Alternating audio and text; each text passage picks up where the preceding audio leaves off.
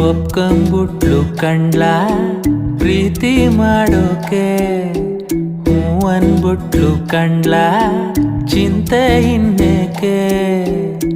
ಕೆರೆ ಕಟ್ಟೆ ತುಂಬಿದಷ್ಟೇ ಖುಷಿಯಾಗೋಯ್ತು, ಬರಗಾಲದಲ್ಲಿ ಸೋನೆ ಸುರಿದಂಗಾಯ್ತು. ಎಲ್ಲಾನು ಉಲ್ಟಂ ಪಲ್ಟ ಕಾಣ್ತದೆ,